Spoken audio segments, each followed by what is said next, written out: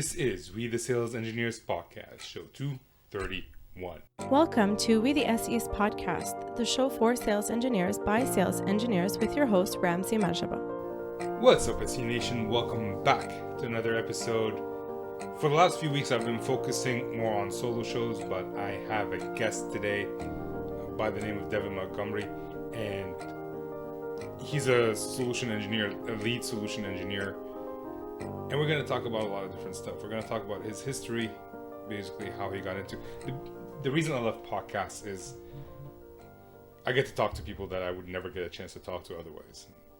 And that's kind of the situation here. This is not something Devon might not have been someone I would have crossed paths with, considering I'm in Canada and he's in Atlanta. And we work in different industries. It's just fun, and then we get to talk and we learn about each other. And he kind of flipped the script a little bit. He told me about this background, but then he had some questions for me about different situations and how I would handle them. So it was a great discussion in general. But here's some takeaways. Is it a good idea to go from SDR to SE, or is it the best path to go into SDR to become an SE? He did it. We'll talk about how. We'll talk about the choices that he made, why he chose to do mechanical engineer versus software engineering. And then as we advance in our career from junior SEs to senior SEs, in his case, a team lead, and in my case, a solution specialist, how do we handle certain situations with customers? How do we handle salespeople? So I enjoyed my conversation. This is going to be show 231. So all the links will be available at wetheSalesEngineers.com/show231. And the show notes as well will be there, obviously. So enjoy the show. I will see you after. Mr. Devon, how you doing? Good. How are you doing? I'm good.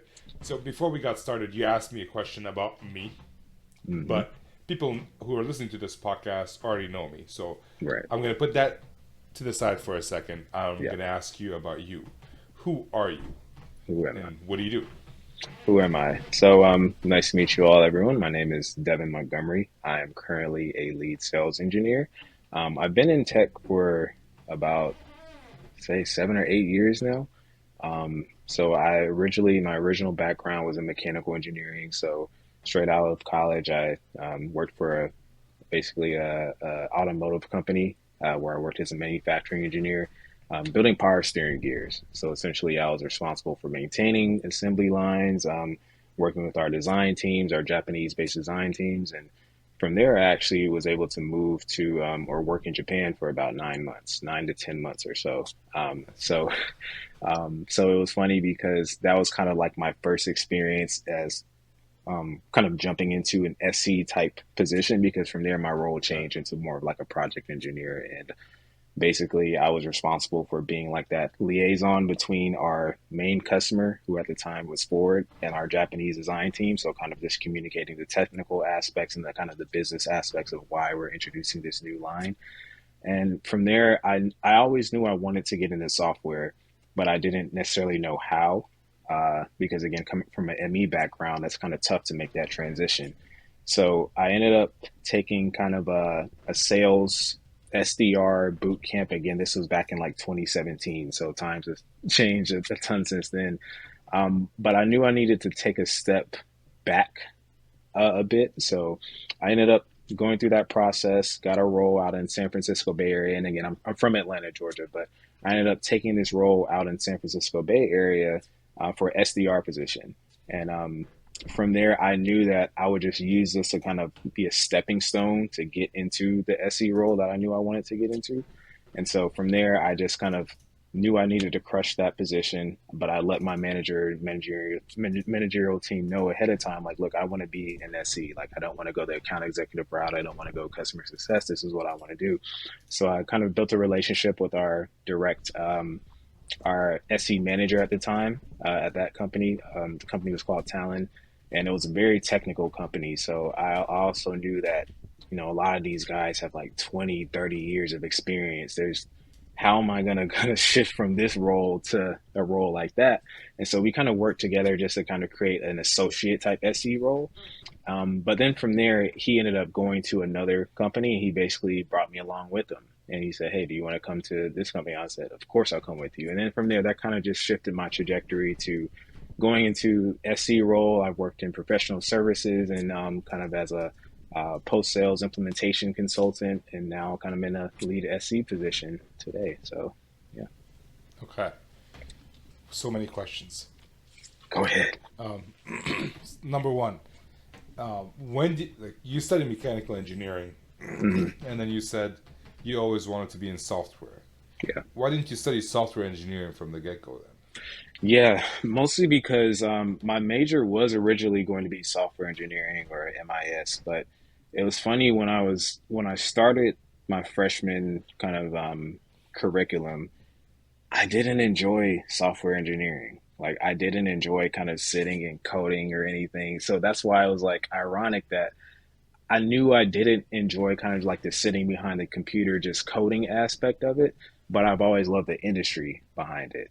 But Yeah. I also had kind of an interest in like mechanics as well, like cars, automotives, like building things. So I decided to kind of stay that route instead of the software engineering side. So you were, if I understand correctly, more interested in the software business Right, right. than the software engineering. Exactly, exactly, Okay. exactly. Okay. Okay, because that makes sense about my next question. Because you said I went to an SDR software SDR boot camp, and in my head it's like, why didn't you just go to a software boot camp? Right. It, and okay, Yeah, so that yeah, answers yeah, that question. yeah, definitely. And just more context there, like again, I was always kind of I was able to understand coding pretty well. I picked it up pretty well, but I just didn't enjoy it. That wasn't something that I Yeah. just would pick up and say, let me just do a project of creating this or creating this. Like that just wasn't something Right. I was interested in. So yeah. Okay. And one of the most common questions I get is, hey, if you're a sales engineer or a solution engineer in the software world, do you have to know coding? So I'm not in that world. You are. Do you have to know coding to be a good SE? I wish there was a yes or no answer for that. It really depends on number one, the industry you're in, to the company that you're at, because the SE role is so different across every single Yep. company. Like you'll find some very technical SEs who are actually building these solutions. They're doing mapping to this system to where they have to know coding, and it might be a very technical company and product versus like you might have a less technical product to where you might just be there for support. You might just be there to help do deliver demos with the AE and kind of you just hand Yep. things off to the more technical resources. So it just really depends on the company industry. Okay. So, and my thought towards that is one, knowing, like, being technical in the industry you're in. Hmm. So, I'm in networking. Knowing Right, networking, obviously, I have to know networking to be in right, my industry, but for software, knowing software helps. right, right. And, and for the less technical roles, what I'm seeing, and I'd love your opinion, is those will get automated much easier and much faster. Hmm. Hmm. Okay, Yeah, so we're on the yeah, same page. yeah. So basically, learn some form of coding, right? Or learn some form of technology. Doesn't matter what it Right, is. So that right, okay, right. Exactly. Have that exposure to everything basically, and you'll be able to kind of find your path okay. there. And, so I've done many YouTube videos where I say SDR is not the path to sales Hmm. engineer or not the optimal path. Like Hmm. it could work, Good. which Right. obviously you're proof of that. But like how easy? It sounds like you were kind of in a interesting role where Yeah. you came in, you knew the manager, there was opportunity. Can you expand a little bit on that? Yeah, I to hit on your first point, I completely 1,000% agree. Like, is it possible? Yes. Is it an ideal scenario? Is it easy? No, not at all. And is it realistic?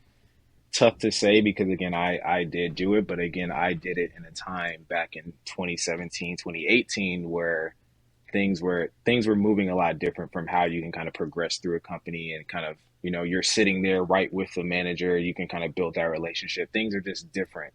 um, Yeah. as far as with and I guess what was the second part of that question? Sorry. The Well, no, I just wanted to hear your experience about like how you build that relationship Because as I understand it, they created a role for you. That Hmm. it seems like the role did not exist. Right, right. How did you manage to do like Yeah, basically you're saying you have to create a role. How did you manage to do that? yeah, yeah. So again, at that time, I was able to just kind of lay it out flatly to the sales department. Like, look, I have an engineering background. I'm interested in becoming more of the technical solutions expert, basically. And so, again, that just came to figuring out who's who. So again, at that time, we were all in the office. I would sit there with the SE team right over there, so I could listen to demos. I could see the lead SE, senior SEs, the SE manager, and so I literally came to him one day and said, hey, I want to be an SE. Can we kind of figure out some sort of like training path that I can take? Like, are there any resources I can study? Can I like shadow SEs? Like, what does that time period look like? And again, I remember even my sales director during the interview process, he said, well, you might have to dedicate at least 2 years in this role before you can transition to an SE role. And honestly, at that time, I didn't want to hear that. I was like, 2 years? I said, no, there's no way, no way. And so, literally, after my year and a half at that company, that's when I was finally able to start taking on some of those calls on my own, like doing like demos and working with POCs and everything. So it kind of took about a year and a half to finally get to that point. But again, it was just building that relationship, just staying on it, and kind of just emphasizing like, look, this is the role I want to do, and building that relationship with the SE manager, basically. So, yeah. So basically, you had a year and a half that you had to spend as an SDR, or 2 years that you had to Yeah. spend as an SDR. So when Yeah. you're a sales engineer, 2 years fly by quickly. Yeah. If you're an SDR, how quick did it fly by? Um, for me personally, that was a Okay. slow time for me. And the thing is, like, I did so my first 3 months, my first quarter at SER was horrible. It was horrible because again, I have a more technical background, so I was always focused on the how versus like the building relationships, the asking discovery questions, and really qualifying customers. Like, because as SDR, that doesn't really matter as an SDR. Like, how does the product work and everything. So I really had to Yeah. shift my mindset to kind of take it a step back, which helped me in my day to day as an SE now. Like, I know how to ask those discovery questions, really pause and listen to what the customer is saying versus just focusing on the technical side. But yeah, it was a slow burn, man, because again, I had to really focus on becoming a great SDR and not a great SE in order to get to the SC role. So Yeah. yeah, Well, that's something I always teach. Like, if you want to get to somewhere, if you want to get to position B and you're position A, make sure you kill position A. right, Otherwise, you'll right, never get the chance to go to position B. Like, what gives you exactly, the? You didn't earn the right to go there. But exactly. for the SDR role, like, I find a lot, like, for SEs, a lot of onboarding is horrible at different Hmm. companies. A lot of Yeah. enablement is horrible. For SDRs, I don't know if there's training within the company. Like, do they just give you a script? Um, it How also do they depends. enable you? Yeah, it also depends on the company because the companies that I've been at, I've been able to kind of see how the SCR enablement is, the onboarding processes as well. Some companies, unfortunately, they do just kind of bring you in, you listen to a few calls, they give you a script, and they send you out there. They give you your software that you need to take to do your automated callings and emails. They might give you like your full what's it called? Email Binder? workflow, a Oh, so you okay. can send automated sequences, and they just say go after it. Get your LinkedIn license, all this stuff, go after it. And then some, they'll push you through like a 2 3 week boot camp of just like 8 hours of, we're doing value selling, we're doing, persona based mapping. We might kind of show you how the product works, but we won't go in depth because you don't need to know that, but you do need to know how to pair the solutions with what these customers are saying. So depends on the kind of maturity of the organization, but yeah, it definitely both sides, and a lot do just kind of throw you out there, unfortunately. Okay. And which one did you have? Are you allowed to share that? Yeah, for me it was a oh man, again, this was like 2017, 2018. I think it was a Taking you back in slight, time. yeah, taking me back to San Francisco. It was a mixture of both, because At that time, that company was kind of hitting, it was no longer a startup, it was basically a public company, so it had that transition to like, all right, we have actually a structure in place. So I do remember we had kind of like a 2 week onboarding. uh, Okay. we didn't go too in depth though on how to be an SDR, which was kind of like my struggle because I didn't know how to Right. be an SDR. So I guess it would be kind of the former, where it was like I just kind of had to go out there and do it. We didn't have kind of like, this is how you do it, this is what you say. It was kind of like a, yeah, you come Okay. in. Yeah. So Yeah. How did you learn to be good at it then? just I had to fail fast. I know that's kind of a term we hear a lot, but I had to fail really fast because that first quarter again, I was it was horrible. It was horrible, and I had a peer of mine who went through the same boot camp that I did actually, and he came about a year before me, and I would just ask him like, man, how are you getting all these opportunities? Like, what are you doing? And he would just tell me like, look, just focus on being an SDR. Like that, because he was trying to do the same thing. He was trying to become an SE, and he was like, I just know that you have to crush it as an SDR. Like, just take off your engineering hat. And this was something that my manager told me as well. My SDR manager at that time, he told me, take off your engineering hat, put your sales hat on. And when I said something like that, just clicked for me. I was like, you're right. I need to. What does that mean though? What does that mean? Like what clicked for you? Yeah, it was kind of like, again, I was focusing on how does this software work? Like, what is the code behind it? Like, how do I jump into the platform and build these things when it's like, that doesn't matter. That doesn't matter at all. Right. Focus on why does this matter to this specific person? Okay. Like, ask, how do you figure out what questions, like, just listen to this customer and hear what they're trying to say, basically. Um, Okay. and essentially, as well, like, not taking it personal when people don't pick up the phone or people hang up on you. Like, uh, again, it was a slow burn for me because I was like, there were many times I was like, why am I doing this? Why am I doing this? But just again, just going through it, building the reps, and again, just focusing on the end goal too. Like, just knowing that, like, Okay. look, I know where I'm trying to get. So Did you get to a point where you enjoyed it, or you never enjoyed it? no, there were points, of course, and another reason why I'm in sales, or a lot of people are in sales, are kind of money driven, revenue driven. So once those bonus checks were coming in and I was hitting accelerators, I was like, okay, I can, I can do this. And That especially like once you start building like your pipeline and your flow and things just start coming in after a while. And that's another thing. It takes time for things to start coming in. And it just started feeling like it just got easier. Like, all right, people are contacting me from things I sent months ago, but that's going towards my quota for this quarter. Like, so because I started at zero. So then it just started working. And I'm right. like, yeah, Yeah, yeah. I know the feeling. So I just have like I have many more questions, but I know Oh, you go had some ahead. questions for me. No, go ahead. But for right now, I know some SDR friends who were technical in the past, Mm, and now they're thinking about going back to solution engineering, but they're so mm, worried that they've lost their technology knowledge and mm, know-how. You were an SDR for 2 years, and you did a boot camp for SDR. So I don't know, you had mm. maybe a few years of not working necessarily in the technology. Right. How did you make sure? Like, did you feel like you lost your technology? And if yes, what did you do to overcome that? If no, how did you not lose it? Um, I do feel like me focusing on that, I didn't necessarily lose the technical skills, but it's kind of like riding a bike, honestly. Like, if you have that analytical type mind and you're always curious about things, you're always going to be like researching, doing things like that, and pick it up pretty fast.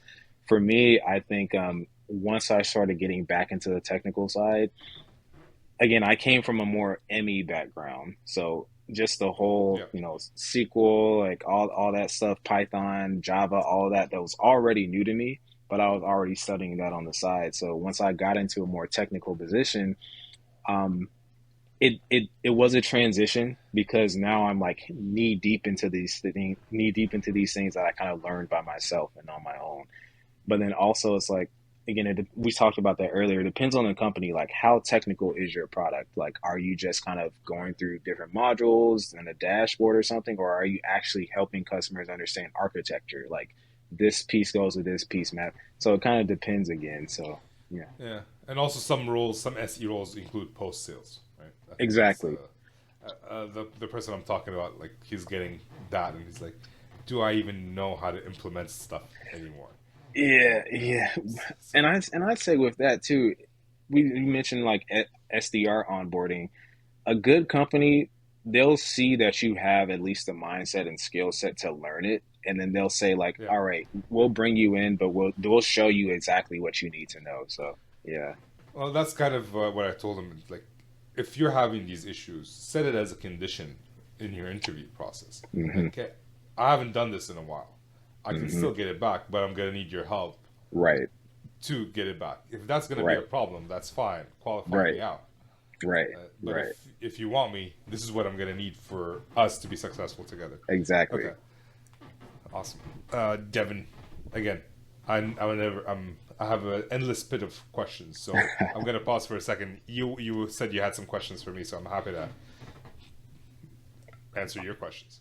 Yeah, yeah, definitely. I think, like you said earlier, like majority of people on the podcast, they know who you are. They know kind of where you are in the industry, kind of what you do. I guess just from a personal standpoint, like where are you today? Like, what are you more interested in going? Like, where do you see your career path going? And kind of, yeah, just starting there. Career path. Well, I can tell you. So I don't know if you know my current situation, but I went on paternity leave for 3 months back in Mm, 2021. I mm, came back and I was transitioned out of my role and into a sales role. Right? mm. They called it a solution specialist because I threw a fit, but it's Yeah, the title might be different, the yeah, commission structure is different, but I'm effectively doing a sales role. yeah, So for the longest time, I wanted to go back into solution engineering, just not within my company because the solution engineer within my company is viewed more as a resource and a post-sales resource. mm, Um, mm. so and for a while, I wanted to go into SE management, and I was asked if I wanted to go into an SE management role within my company, and I said no because the SE manager reports straight into a direct sales director, and they're Mm. basically and they support and they manage like 18 SEs, right? Gotcha. So uh, you'd be more of a paper pusher. So for me, I I coach SEs right now, right? It's Mm. part of one of the things that I do as we from We SEs. I enjoy doing. I love doing that. Right. When I see same as solution engineering, right? When you're talking to a customer and you see a switch flip, when I'm coaching, I have that. I'm also working on something else related to like some form of consulting for solution engineering. Hmm. So I see Hmm. my career path going that way. Right? Yeah. I don't like being an employee. I don't like being like I'm good at it. I'm in sales, Right. but I don't like having my quota set by someone Right. Right. 7 levels above me Right. who have no idea of what I'm actually going to do. What's As a actually matter of going through? fact, Right. so I was given a quota. Like we had a quarterly quota at one point, Hmm. and I was given a quota, and I looked at my managers. I'm only going to get 50% of that, Hmm. and my manager said, "Yes, I know," which effectively meant that I'm not going to get paid commission because as Right. long as you're below 60% of quota, Right. you get paid 0.5% of your commission. That's the way our commission structure Right. is. And so I told him basically, you're effectively taking away 30% of my salary for this Right. quarter. Right. Right. Um, so I so I don't like that. But then the next quarter, I achieved 300%. So you know, Just slid that in there like yeah. So I made up for it. But like someone else is controlling how much money you make, right? right. Right. Uh, so I feel like going into sales, although I didn't want it, Yeah. I don't enjoy the sales role. I learned a lot more about solution engineering, about business that I Yeah. can help my work, like my Yeah. own business, like we the sales engineers, and Right. the other thing that I have yet to launch, uh, which we can talk about offline if you're interested, Yeah. if you want to Of know about it. course. Of It's course. a B2B, not a B2C. So you know we're working. I see that. I see Yeah. that as my future, and as a backup, you know, move up the ranks and as a director. My biggest problem is if I want to become an SE manager, Yeah. I have to become an SE manager within my company, and I don't want that. Yeah. I could become an SE manager within my company just to get the title and then move. Right. I Right. just I I don't I don't find that Yeah. effective. Yeah. Uh, Yeah. so Do you think it's more so like, for example, like you said, a lot of SU departments do live underneath sales, so where they're reporting to like a VP or whatever of sales versus like VP of engineering or just specific SC department. Like, do you believe that sales engineering should be under its own department, like in or sales, or kind of what are the pros and cons of doing both? What do you think? I think it can go either way. Hmm. I don't think an SE manager should report into a sales director. Right. I think they Right. should meet at the top, and they Right. could do it regionally or globally. Right. I feel like being sales and sales engineering being part of the same team is a good thing because Hmm. we have the same goals. We just go about it in different ways, and we have different roles to achieve those goals. Right. But on the other hand, I feel like we can also be solution engineering and customer success and professional services Hmm. as part of one team because a lot of companies drop the ball when Hmm. it goes from pre-sales to post-sales. Yes. So I don't know if there's a right answer. It just depends on what you want to achieve. Right? Right. A lot of companies have their sales roles, just new logos, go after new logos, and all Hmm. that. I feel like in that case, sales engineering should be in part of the like, customer success professional service like Hmm. team. But if the sales team also takes care of existing customers, they Hmm. could be part of the same teams just because that's also customer success. Right. Right. And that's just me spitballing right now. Like I don't really have a. It really there's a lot of conversations to be had to figure Yeah. out which is the optimal path. Yeah. Yeah. Yeah. I agree because what I've seen is that there's become kind of this gray area or line with a lot of companies where they don't necessarily know. And I've seen this across just customer success as well. It's like, all right, where does customer success begin and end as far as like you said, maybe you have a more technical SE team and they're doing a lot of post sales things like demos or having conversations with customers for potential new ARR, but it might not necessarily be new ARR. Now customer Yeah, success is looping in the SE team to do demos and things like that when it's yeah. like, all right, who should be responsible for this? Should this be customer success or should the SE team be doing? I think I think there should be two SE teams. One Mm, agreed. for new logos and acquisition, and one for post sales or to support the customer success team. Agreed. Right? Or have for me, customer success should start from when we first meet them. Hmm. It shouldn't we shouldn't wait till after the sale because that's what a lot of things happen. A lot of bad things happen. The salesperson just sold something random, Right. Right. and then now customer success comes in, but the salesperson did not set up the customer for success. Right. Right.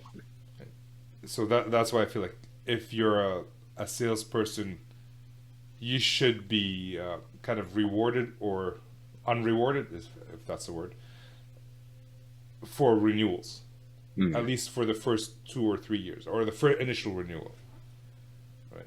Because it's then it'll be in your best interest to make sure that there's customer success post sale, right. versus like, oh, I already sold this stuff, I don't care anymore, I'm going. I think 50% of their commission should come from selling, and then the rest should come from Mm, at least the first annual renewal, and then they get 100% of their mm, thingamajig, or get extra bonus or whatever it is. yeah. What do you think? No, I completely agree. I think because like you said, and the two, it depends on. We always keep saying that it depends on the company cycle. And more Yeah, technical products have like a longer sales cycle, so I can definitely see to where, if it takes at least 8 months to 12 months plus just to get one deal, then you should be more invested in that customer success after the deal. Versus I've seen some companies where they have a very short sales cycle where it might take like 2, 3 weeks to sell this product. Now they're on to the next one. And in that case, like yeah, you said, you should definitely have half new ARR, yeah, half like renewals, because now you're responsible for just rushing this customer into this solution that wasn't properly vetted, everything. So yeah. yeah. Well, the way it works, from what I've seen, also is like the more complex the product. Like for example, Cisco, Mm, right? Their their sales team is also responsible for the customer success after the sale, mm, especially for big companies. Like if we work with enterprise, like Cisco works with the government of Canada, mm, they don't have a post sales team. It's the right. sales team that takes care of the customer post sales. Same with me. I have enterprise. When we talk about enterprise level customers, Mm-hmm. the sales team should never leave that enterprise customer. Like Yeah. these are our bread and butter. This is where we make our money, and it's Right. always easier to sell to existing customers than to get new ones. Yeah. And it's much harder to sell to a pissed off customer than to a happy customer. Yeah. Yeah. So if we're talking about enterprise level teams, then the sales team is a customer success team. Right. If we're talking SMB, depends if like the business, like how important is their business to you, and how important. Like, some companies only sell to SMBs. Right. Right. They don't have enterprise level customers, so you better make sure that your SMB customers are happy with you. Right. Right. But like honestly, I can tell you, like I sell to enterprise, but I also own the Mm-hmm. territory. So sometimes there's small businesses. Yeah. I don't put a lot of effort into the small businesses. I Mm-hmm. can't. I don't have the time, so I have Yeah. to pass it off to somebody else. Which Yeah. yeah, that's the way I'm incentivized to work. When my let's say my quota is $10 million, and I Mm-hmm. can sell one enterprise and get half of that, Half of and that. Yeah. I have to sell 50 enterprises to get 10%. Yeah. Yeah. Right? So it all depends on the way people are incentivized. Yeah. Yeah. Definitely. And like you said, some companies have a bit more mature structures, like you said, where they have that enterprise, mid-market, SMB, or kind of combine them and split those territories. And yeah, yeah, that's why typically the ideal scenario, and I had this conversation with someone before where they were like, would if you had the choice, would you go back to a startup to kind of just be able to Yeah. be in everything and just fast pace, or would you go to a more mature organization like you more Cisco, Meraki, things like that? Like, would you do? And I said, I think I liked starting off in a startup just because, again, I was able to actually see every process versus like being like an SDR, SE. Just specifically here, I don't see much anything else because there are 1,000 other reps, like 100 other Yeah. SEs. So, so yeah, it just depends on where you're at. Yeah. I can tell you, I would love to go to a startup so I can build that process. Yeah. Right. Yeah. Yeah. Right. So I will be talking to someone soon, and this is a little teaser. And his role is kind of the liaison between solution engineering and customer success. Mm, Right. So he's on the solution engineering team, yeah. but once the customer buys, he's the one who comes and talks to the customer about implementing and kind of manages that. But there's a customer Oh, success person on top, right? So he has access to the solution engineering team, and like, right. what did you sell?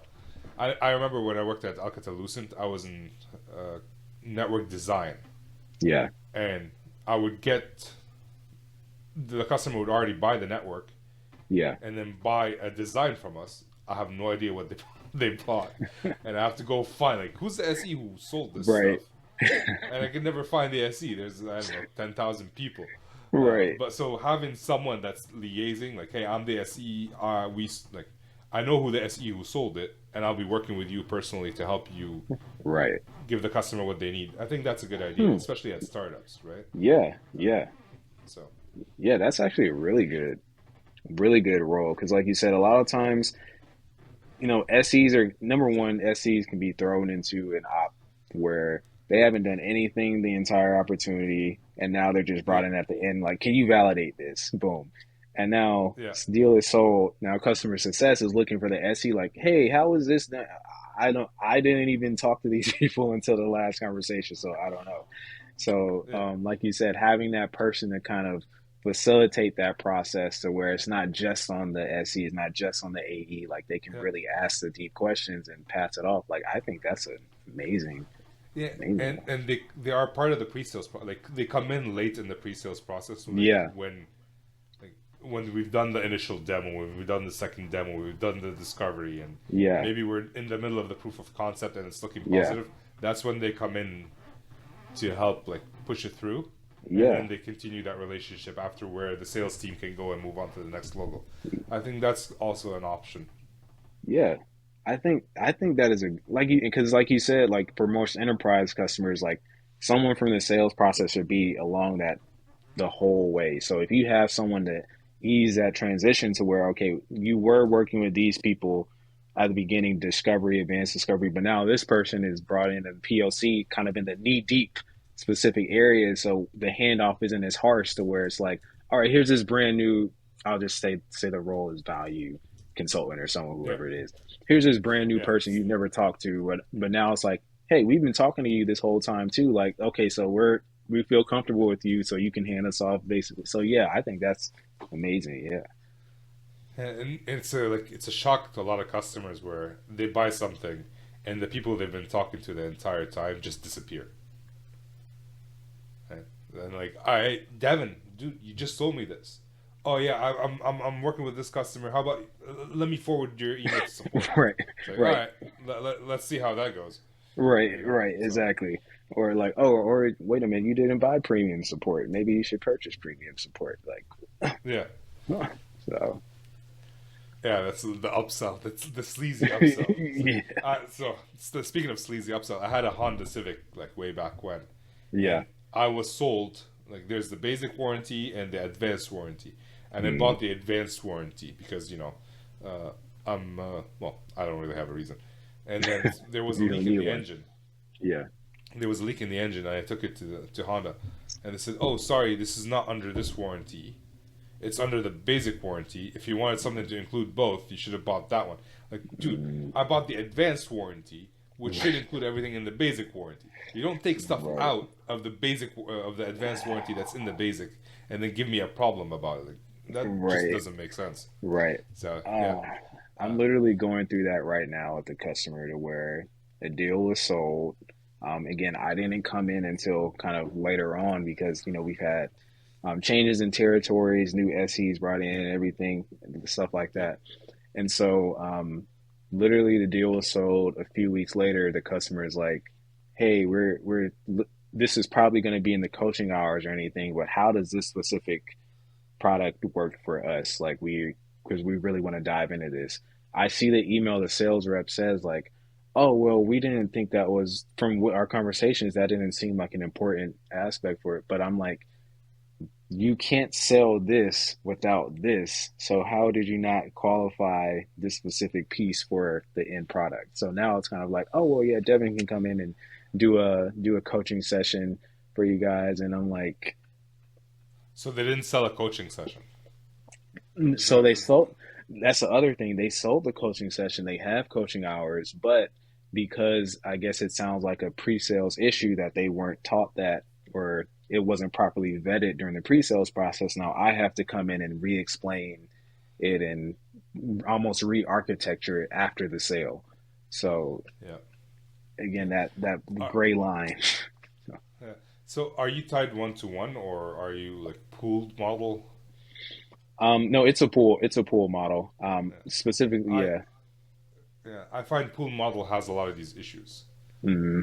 Um, and pool now, well, pool model and only going after new logos, like not upselling, Hmm. because I've been tied one to one to my salesperson, and now my SE is tied one to one to me. Hmm.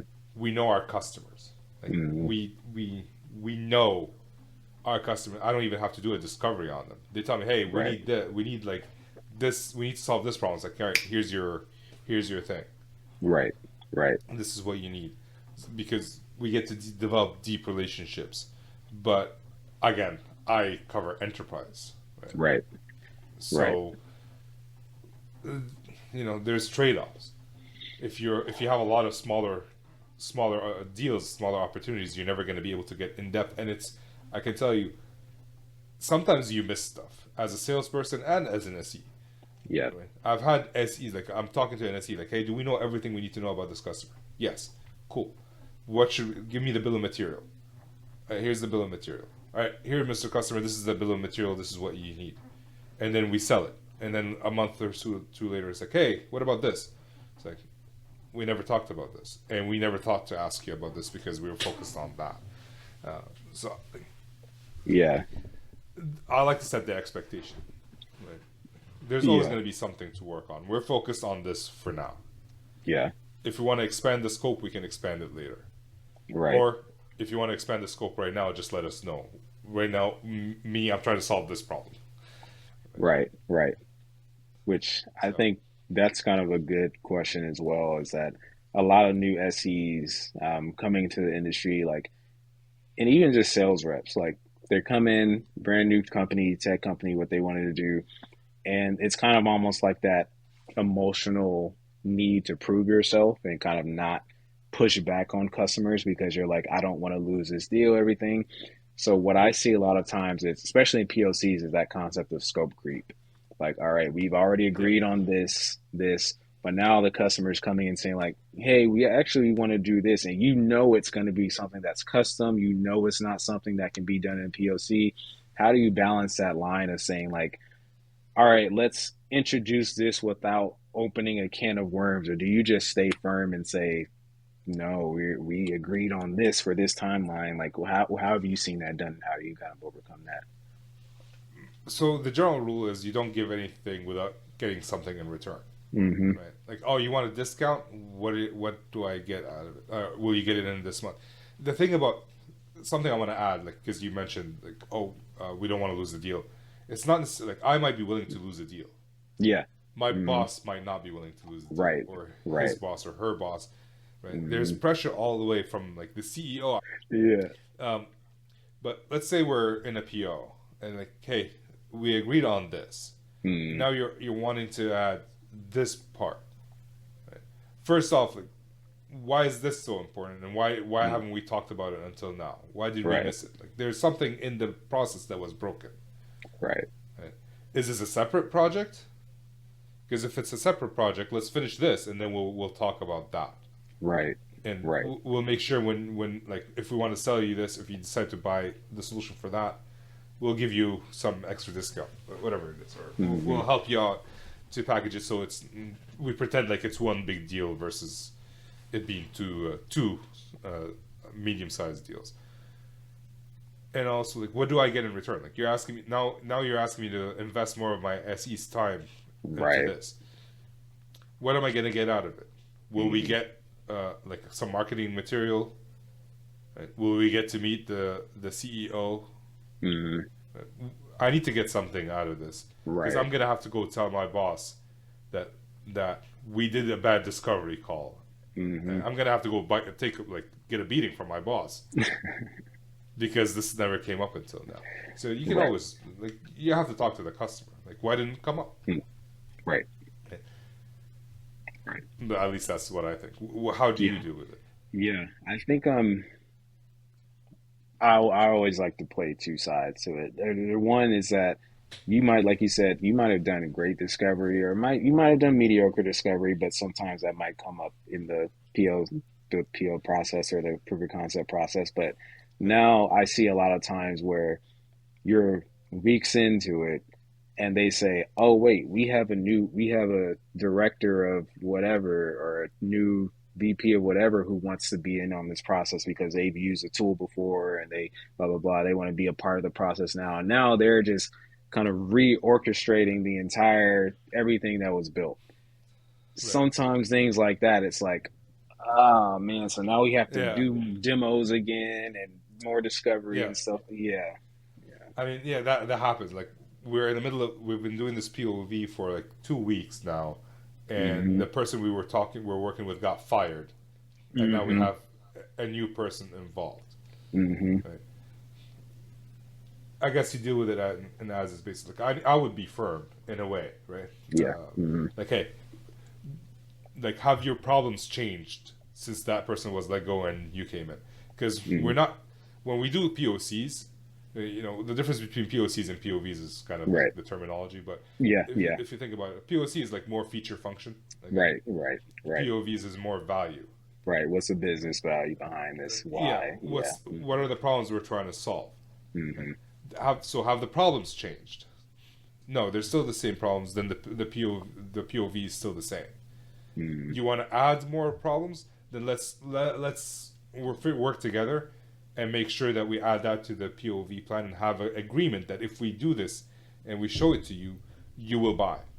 right. Right.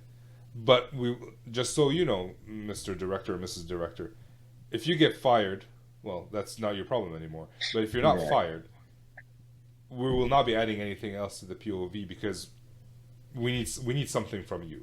Right. Right. Again, you don't give away anything without getting Hmm. anything in return. Yep. Yep. No, I think that's an excellent way. And again, it's usually when I see where, because like you said, sales is always under pressure. And people watching this, you're always going to see this. And again, like we talked about earlier, SC teams are still a part of the sales team typically. So you're trying to push the deal over. So it's definitely like Yep. that dance and balance of like, all right, that give and get. Like, all right, you give me Yep. something, I give you something. And it's like a dance for sure. So I had to fire a customer once Mm, mm, because so we work with customers that are global. hmm. I would work with this customer in my area. They would get all the information and then they'd go buy it from somewhere else. From my company. Just somewhere else from the company. Hmm. And they'd get it shipped up and then they tell me, I want your support, I want you to help me build it. I'm like, Mm, you know that my performance is based on how much you buy from me. right, right. Right? Like you want me to pretend that I'm happy that you bought. Hmm. But I have to go to my boss and tell him that I lost the deal because you decided to go somewhere else within my company. Right. So I will not be doing that anymore. And if you want to Mm, keep doing that, just go work with them directly and don't waste my time. I'll tell my boss to remove your quota from my hmm. from from your portion of your quota from my Yeah, total number, right? Because customers need to understand that we're also performance based. yeah. Hmm. Right? So if you're messing with me, you're not just messing with me. You're messing with my family, with my livelihood. Right, Right? Some salespeople need to pay for their Mustangs. I need to feed my family. right, right, So I have 3 kids, single income. I need like you're messing with me, right, right. and I made that clear to my customer. Like, you're not being a good customer. You want me to Mm, be a good vendor. You're not being a good customer. I will hmm. no longer work with you. Um, and some other customers, like they've yelled at me, they've called me names, Oh yeah, but they keep buying from me. right, It's like, all right, cool. You can call me whatever you want as long as I put food on right, the right. table. As long as we see that signature coming through, right. Yeah. So they're good customers, they're bad customers, and you're gonna have to figure out like when to be Hmm. firm. Well, the salesperson more than you, I guess, at that point. Yeah, But yeah, I think I think the SE has a lot of influence on what the salesperson should do. yeah, Like, if this is the third time they're trying to add something to the scope, yeah. then the SE needs to be firm with the salesperson because the Right, salesperson is worried about losing the deal, right, right, right? And, right. Yeah, and you know that awkward silence in a negotiation. That's the best part of a negotiation, yeah. right? So saying no is a form of negotiation. Right, right. Right, because there are a ton of Yeah, wheels turning at that point, like neurons firing. Like, what's the yeah, next? What's where are they going to say next? What's going on? yeah. So, I mean, like we've said, hey, Mr. Customer, if you keep buying from somewhere else after getting me involved and expecting me to support you, it's not going to work out. I will not be working with you anymore. hmm. Fair, and just shut up. Right, And now it's in their court.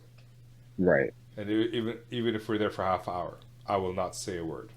right, It's right, easy for me because I'm an introvert who doesn't like to talk, anyways. But right. I know you can tell on the podcast, but that's what the reality.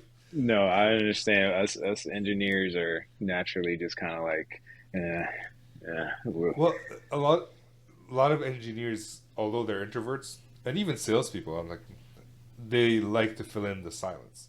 yeah, yeah, I don't know if you notice that. Like, sometimes if you ask a customer a question and it's been like 3 seconds and no one's answered, hmm, many SEs will jump in and reframe the question.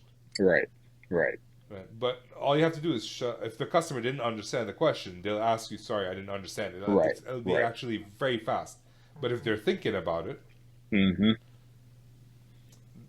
Yeah, just give them time to think it and see. right, Like you don't have to jump in and fill in the silence. right, A lot of SEs do that, and I've been in situations where my salesperson jumps in and fill in the silence. Like, dude, shut up. right, right, right, right. Because And it's an I've done, art. yeah, I've done that to my salesperson. One mistake I used to do is I'd have a one on one with a customer and ask them a whole bunch of questions. We talk about it, and then the salesperson would come in and he would ask the same questions that I would ask, not exactly the same, but similar. Yeah, But no, yeah, it's good. That's a good yeah, thing, I think, yeah, because and then my mistake was I jump in and answer, yeah. but then I at one point I'm like I'm gonna let him embarrass himself. Right, right, So I don't answer. I'm expecting the customer to just sound like I just answered this guy. right. He gave him more information than he gave me. Mm, mm, Right? So I mm. didn't because I didn't fill in the silence. Yeah, We actually captured more information, and that's when I learned like it's okay to ask the same question multiple right, times. I right. mean, not a million times, but twice Yeah, or three times. right, It's right, because they may elaborate more, they may give you a different answer, and then we say, "What last time we talked, you said this. What changed?"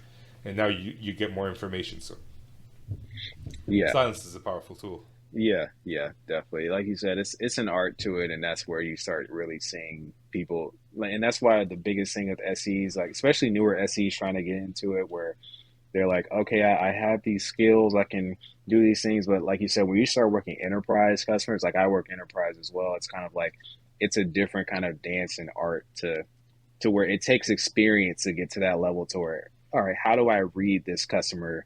How do I really sell this without just kind of jumping into the platform and showing this feature and showing this feature? And you're like, how do I really sell this to a customer who might not necessarily need it, but you have to uncover the areas where it can fit and kind of do that dance at the negotiation. And So, and you might not necessarily know why they actually need it.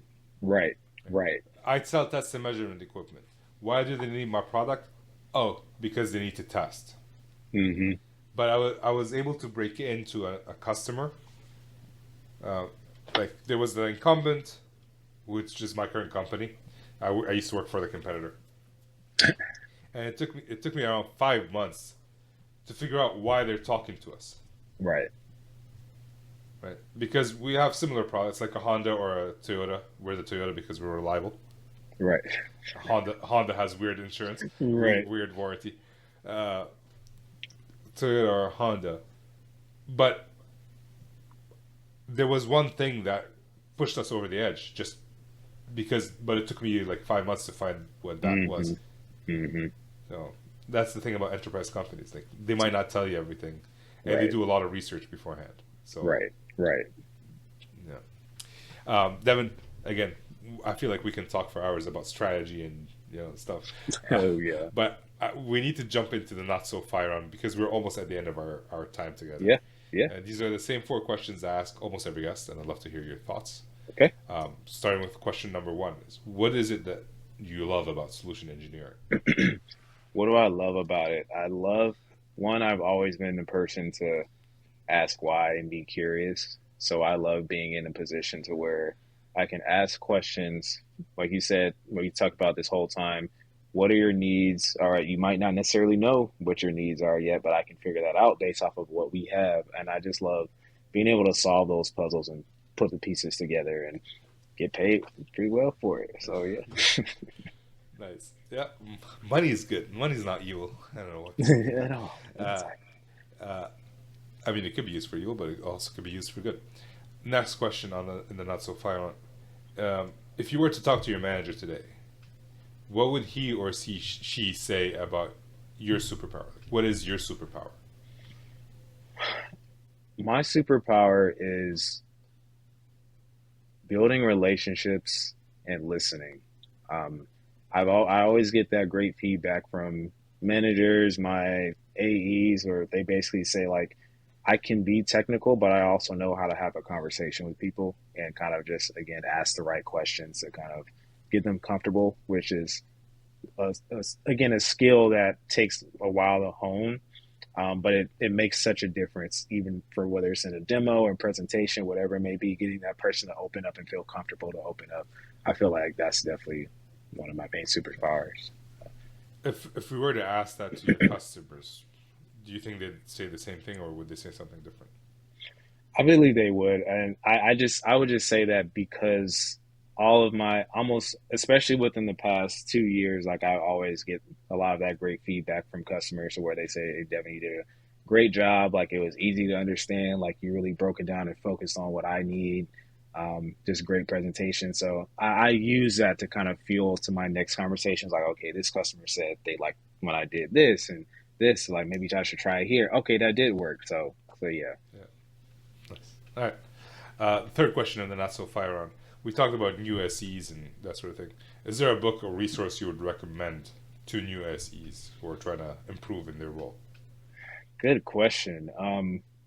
One, your podcast. That's definitely one. Thank you. um, Thank you. Thank you.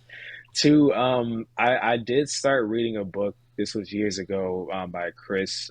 Can't remember his last name, but We the Sales Engineers. I think that's a, a pretty good This is, book we to the refer. sales engineers is I am we the sales engineers. I think you're talking about Chris White, Yeah, yeah. the six habits of highly Six effective Habits. sales Yeah, engineers. that's what it is. Yeah, That's what it is. Six yeah, Habits of Highly Effective Sales. I think that's a good resource to at least get introduced to kind of what sales okay, engineers do. So I'd say definitely those. And again, if you're already in a company, shadow calls, like listen to what people are doing in the company, like what SEs are doing as well, and just reach out to those people. So yeah. Have you done his certification? No, no, I didn't even know you had a So certification. he has an SE certification. I can send you a link if you're interested, which includes a course that I worked on it with him, so I'm biased, Okay. and it also includes like an exam Hmm. and then an interview with one of his team members to certify you as a solution engineer. If you care about getting certified as a solution engineer, right? And then Interesting. you get access to masterminds and stuff like that. So Okay. Interesting. uh, I'll send you a link. I'll leave a link in the show notes as well for this podcast, Cool. so they'll have access to that. The last question of the not so fire on Devin. Is there a habit you're working on today to improve in your personal or professional life? Habit. Oh, it's a good question. I need a second to think about that. Yeah, that's Um, good. I'll I I'll think I'll, uh, I'll fill the silence. no, I think I got it. I think what I've been doing, and I think you kind of touched on it earlier of like just, you know, working for yourself and doing things like that. I think for me personally, it's just been just really focusing on my needs, my health, like my overall emotional, mental, personal health, which it just kind of comes down to consistency. So like consistently going to the gym, consistently like, I've gotten into photography and videography on the side, like just showing up and taking Nice. pictures every day, shooting videos every day or multiple times a week just to stay in that. So that also brings it into the professional life where it's again the not so important and not so fun stuff like filling in Salesforce notes and Salesforce hygiene, all that stuff. Like it has to be done, but just being consistent and showing up, kind of a Nice. big thing. Yeah. Well, Devin, that's amazing. We're at the end of our show. So the last two questions I usually ask. Is there something you were hoping I would ask you, but I did not? And where can people reach out and connect with you? No, I think you asked everything that I thought you would more. So I think that was great. We had great dialogue, and they can reach out to me at LinkedIn. My LinkedIn is pretty much my first name, last name, number one. We can probably put it in the chat or the video as well. But yeah, you reach out to Yeah, me there. Yeah. So, I'll leave that in the show notes as well. I don't know which episode yet, so people stick to the intro, to the outro, and the intro. I'll let them know which episode and where they can find the show notes. cool. Um, Devin, it's been great. Hang out for a second. We'll end the recording, and thank you so much. Cool. And that's the end of the show. So we talked about a lot of different stuff. Like, hey, how do you handle a tough customer? Scope creep. I shared my thoughts, he shared his thoughts. If you have thoughts that differ from either one, or even if you agree, let us know. Again, we learn from each other. We talked about SE organizations. If you have a different view, when does customer success come in? If you have a different view, let us know. It will be an interesting topic to discuss in further details. Either one of these could have been a topic. I mean, there are courses I spend hours talking about each one with my clients. So if you have other thoughts, I would like to learn from you. That's it for me. With that, I'm signing off.